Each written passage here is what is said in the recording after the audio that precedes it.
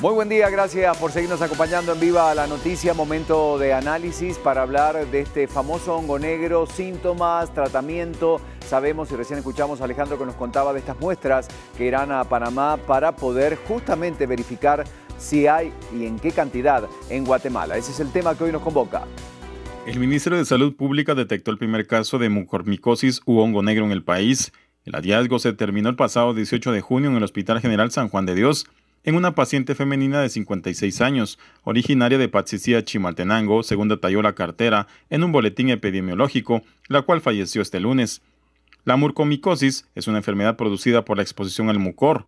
Este es un hongo que generalmente se encuentra en el suelo, las plantas, el abono y las frutas y verduras en descomposición.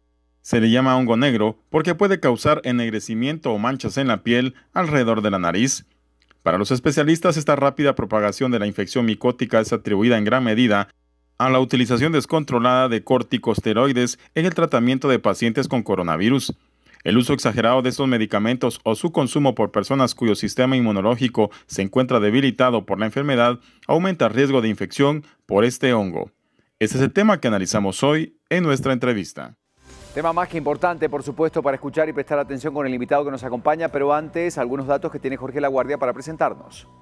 Gracias, Ricardo. Muy buenos días. Efectivamente, hay que continuar hablando de este tema importante. ¿Qué está ocurriendo con este nuevo tema que está afectando la salud de algunos guatemaltecos? Compartimos con ustedes en pantalla información relacionada con la presencia de casos de hongo negro en Guatemala. Ya el Ministerio de Salud Pública ha reportado el primer caso de mucormicosis, o llamado también hongo negro, en el país, el cual fue detectado en una paciente de 56 años con COVID-19, quien lamentablemente fallecía este lunes. El padecimiento ha sido asociado recientemente al COVID-19, aunque puede afectar a personas con problemas en su sistema inmune.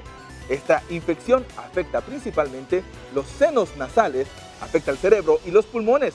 Puede ser potencialmente mortal en personas diabéticas y gravemente inmunodeprimidas, como pacientes con cáncer o VIH. Es la información que se está generando entonces para que poco a poco los guatemaltecos entendamos de qué trata y a quiénes podrían afectar. Sin embargo, como siempre, Ricardo, una especialista que nos va a aclarar todas las dudas. Regresamos contigo.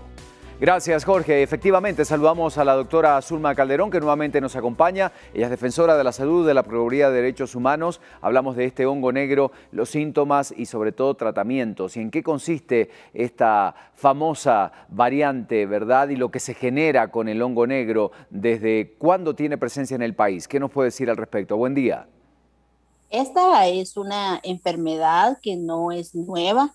En Guatemala ya se han tratado casos con anterioridad, recordando que efectivamente en el 2014 también, durante esta crisis de desabastecimiento tan profunda que vivimos en ese momento, se dio una situación similar de un brote con este hongo, sobre todo en algunos pacientes inmunodeprimidos.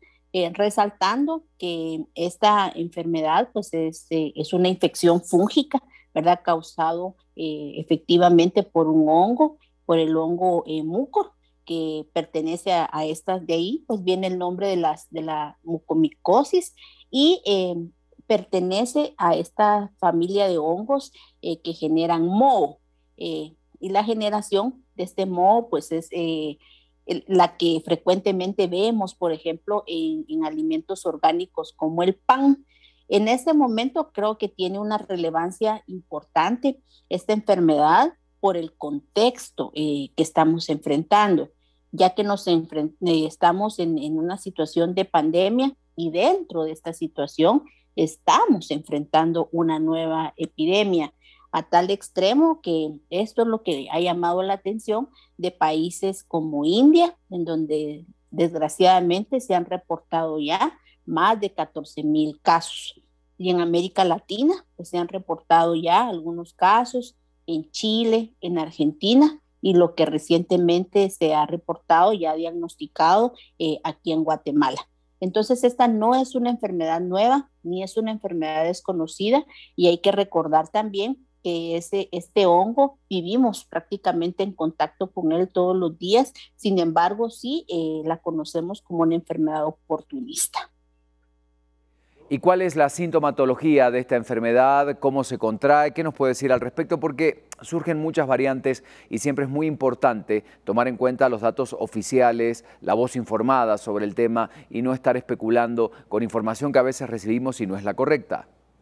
Primero hay que recordar que esta enfermedad no es contagiosa, es decir, no se contagia con el contacto directo de persona a persona, sino que tenemos que tener contacto con las esporas de este hongo. Es decir, ya sea que las respiremos o que a través de una herida en la piel tengamos contacto con esas esporas y podamos contagiarnos.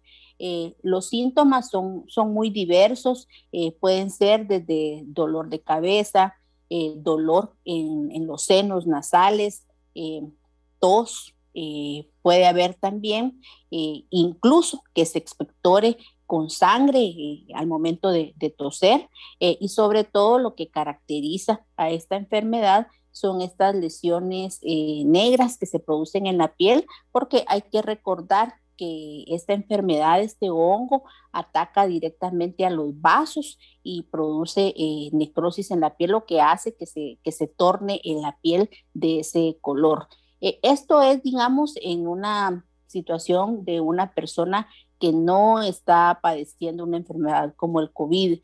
Por lo tanto, es importante que ante esta situación difícil y excepcional que estamos viviendo, estar atento a cualquiera de estas sintomatologías, tomando además en cuenta que en este momento en países como la India, incluso a los pacientes que ya llevan semanas recuperados del COVID, se les ha diagnosticado con esta enfermedad. ¿Hay algún grupo más vulnerable, doctora? Es decir, personas que pueden ser más afectadas por esta enfermedad. Como mencionamos hace un momento, esta es una enfermedad oportunista que se aprovecha efectivamente de todas aquellas personas que tienen un sistema inmunológico deprimido. Dentro de estas, los pacientes que tienen, por ejemplo, lupus, diabetes, cáncer, VIH, y en pacientes COVID, hay que recordar que en este momento pues se está viviendo una situación complicada porque regularmente los pacientes que entran a las áreas de intensivo o a las áreas críticas tienen estancias largas, no son días los que pasan en el hospital, al contrario, pasan semanas, y esta situación es parte del tratamiento, el uso prolongado de medicamentos como los antibióticos y sobre todo los esteroides. Entonces, esto causa una situación, un escenario muy ideal para que el hongo los ataque, para que esta enfermedad los infecte y con eso la puedan desarrollar. Si a esto sumamos el paciente diabético, el paciente con lupus, el paciente con VIH, además tenga COVID, el hongo tiene un escenario ideal para poderse desarrollar. ¿Cómo se puede tratar o prevenir? Un tema importante, la pregunta que todos nos hacemos en relación. Sí, existe un tratamiento que son los antifúngicos sistémicos, que son tratamientos que deben de ser administrados a nivel hospitalario y por los especialistas, evaluando cada caso en particular. Y creo que la importancia de esta pregunta sobre la prevención es relevante en este momento.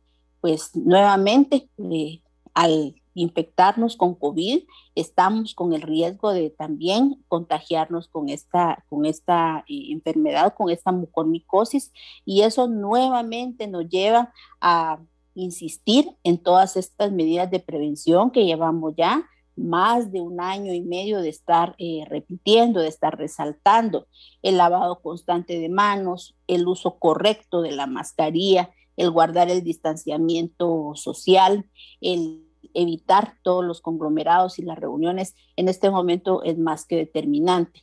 Además de eso, hay que evitar automedicarse, sobre todo con medicamentos como la dexametasona, que son esteroides y que, como dijimos, significan también, asocian un riesgo más para padecer este tipo de enfermedades.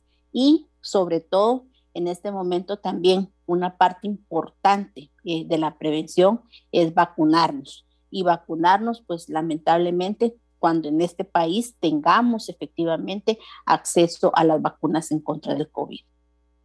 ¿Y qué responsabilidad individual debemos tener en esta fase de la pandemia, doctora?